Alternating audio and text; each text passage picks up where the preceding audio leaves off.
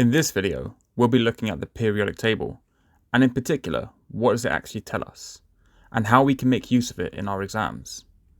Now, the periodic table is just a mass of information that contains all of our known elements and their corresponding atoms.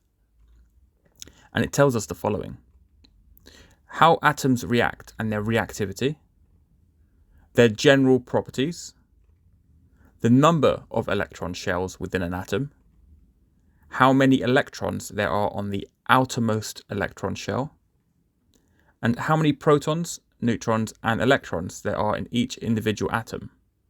And then lastly, we can use that information to figure out the size of an atom. This is our periodic table, and you'll be given this in every single GCSE test paper you'll sit, so don't worry about memorizing it. Now, starting off, we can see that our elements are broken down into groups, like so. We have our group 1 elements, which include hydrogen, our group 2 elements, 3, 4, 5, and so on. Now, the middle portion here are known as our transition metals, and we'll have a look at them separately in a future video. Last thing I want to point out, the final group on the right hand side is group 0. It can sometimes also be referred to as group 8.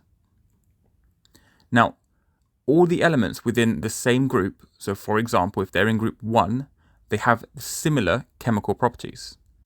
And it's the same thing with the elements of group 7, which share similar chemical properties with the group that they're in. Now, the next thing our periodic table shows us is where our metal elements and our non-metal elements are found. And we can find this out by drawing a staircase from aluminium going all the way down to the right-hand side. Here we have our division.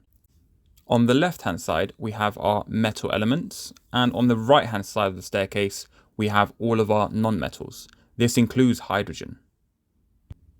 Let's take one of our elements. Here we have helium. Now, just by looking at this, there is a lot of information. Starting off, we have our element name and its corresponding symbol. Now, bear in mind, when writing down the symbol, the first letter is always a capital, and the second letter, if you have it, is a lowercase. Next, we have the atomic number, and this is always the smaller number of the two. And lastly, the atomic mass, which is always the bigger number of the two. Now, the atomic mass is sometimes called the mass number, so do keep that in mind. Let's see how this information can be useful to us. Now, starting off, if I want to figure out the number of protons, well, it's going to be the exact same as the atomic number for that element. And it's the same thing with our number of electrons, where they also equal the atomic number. The final subatomic particle, our neutrons, is always going to be the mass number, the big number, minus the atomic number, small number. Let's give this a go. Here we have helium again. Now, to find out the number of protons, as we said, it's the atomic number, so it's 2. Electrons is going to be exactly the same, so we also have 2. And lastly, for our neutrons, mass number minus atomic number, it's going to be 4 minus 2, again giving us 2. And we can apply this to any example. Give this a go yourselves. Here's a few examples. Now, I've given you the first one, which we just had a look at. And the next 5, you are just finding out the number of protons, electrons, and neutrons. And then the 6 after that, well, there's some additional missing information. You can use the partial periodic table below to help you find that out. Get into the habit of being really familiar with all that information. It will save you a lot of time during your exams. Right, you have 5 minutes to try and complete these. If you finish early, just skip ahead. Otherwise, take your time and I'll see you in 5.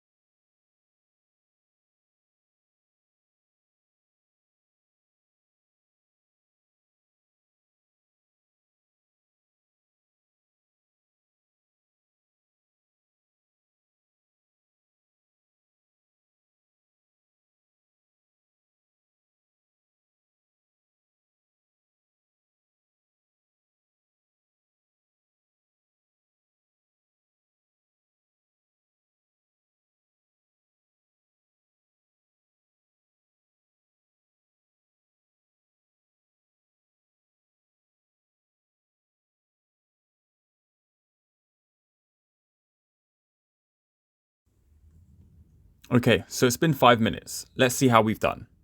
Here's the answers to the questions. Now, the same rule always applies.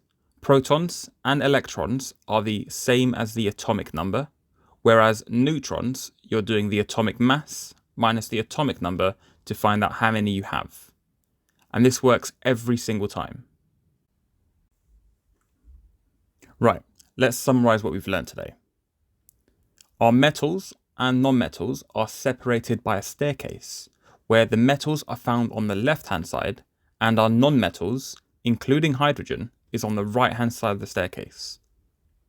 Here again we have that example of helium, where we have the symbol and element, and its corresponding atomic mass, the big number, and atomic number, the small number. Protons and electrons are the same as the atomic number, and neutrons is going to be atomic mass minus atomic number. I hope this video has helped. If you have any questions, leave them down below and I'll do my best to get back to you.